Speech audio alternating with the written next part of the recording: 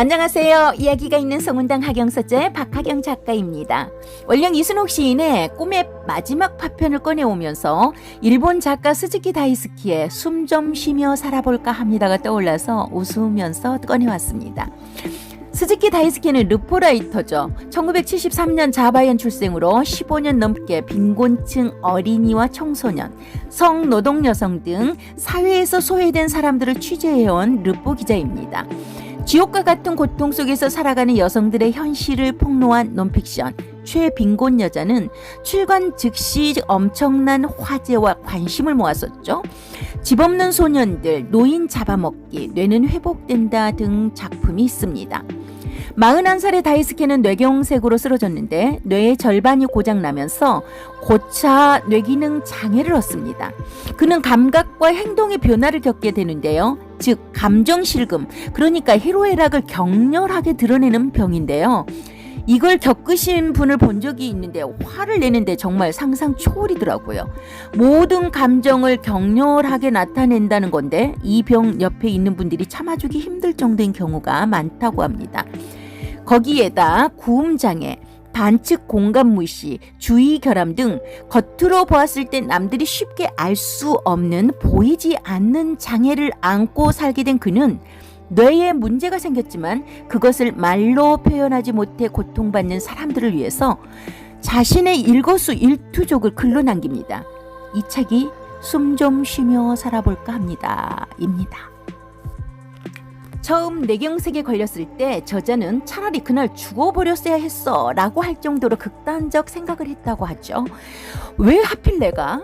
운동을 좋아하고 제때 밥 먹고 규칙적으로 살아온 내가 왜를 반복하다가 퇴원하고 일상으로 돌아온 그는 완벽주의에 집안일을 혼자 다 짊어진 채 하루에 단 30분도 쉬지 않았던 자신이 얼마나 숨막히는 인생을 살아왔는지 깨닫게 되면서 질병을 계기 삼아 인생 개조 프로젝트를 시작했다고 합니다. 책을 읽으신 분들은 아시겠지만 많이 웃게 됩니다. 왠지 유쾌하게 웃게 되죠. 그의 이야기에 귀를 기울여 보실까요? 골치 아픈 스위치가 켜졌다. 뇌경색 이후 나에게는 손가락 마비와 인지장애 외에 감정실금이라는 장애가 남았다. 뇌에는 감정 억제를 담당하는 부위가 있는데 이 부위의 충격을 받아 희로애락의 모든 감정을 격렬하게 드러나는 증상을 감정실금이라고 한다. 나는 그를 세밀하게 관찰하면서 미간을 잔뜩 찌푸리고 콧부리에도 주름을 모아 재채기를 하는 참는 표정으로 흘러내리는 침을 빨아올리며 항문에 힘을 주면서 필사적으로 웃음을 참아야 했다. 98쪽 99쪽 내용이네요.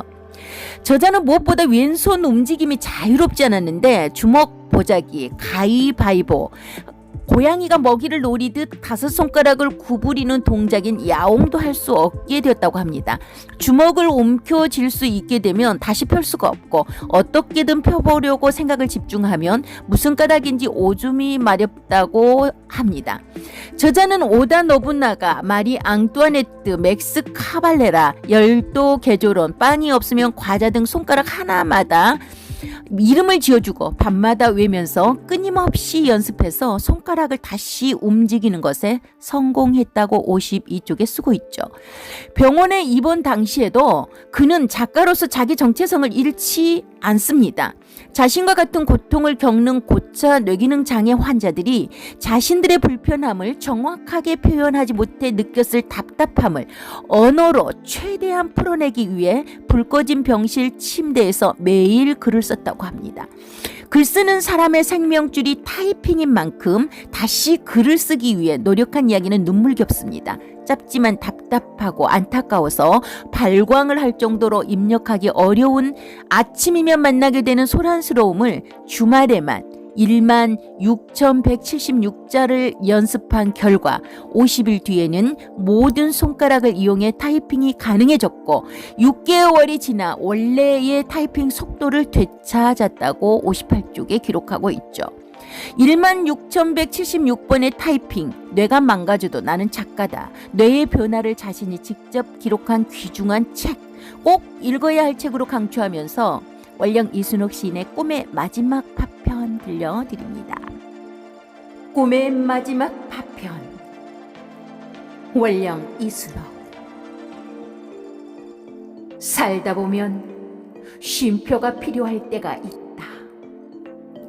멈추기 위해 떠나는 길, 갑옷 입은 일상을 벗고 삶이라는 황폐한 무대를 내려와 숨을 고르고 나를 풍경 보듯 나를 보는 시간. 꼭 써야만 하는 글이 아니어도, 주제가 없는 글귀여도, 더는 할 이야기가 없어 침묵에 잠겨도 무언가 벅찬 것이 가슴을 채우는 지금, 그냥 좋다. 시와 함께하는 이 순간이 그저 좋다.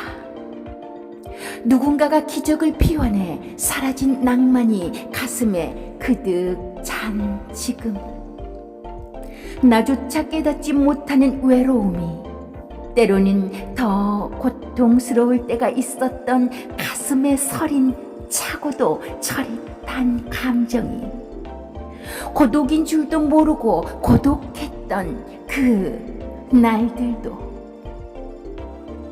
시린 겨울의 끝에 봄이 찾아들었다. 마디마디 사이로 새어 들어온 미풍은 어느새 봄을 피워냈다. 이미 정열의 씨앗이 쏙 박혀버렸다. 순식간에 주렁주렁 열매가 달릴 터였다.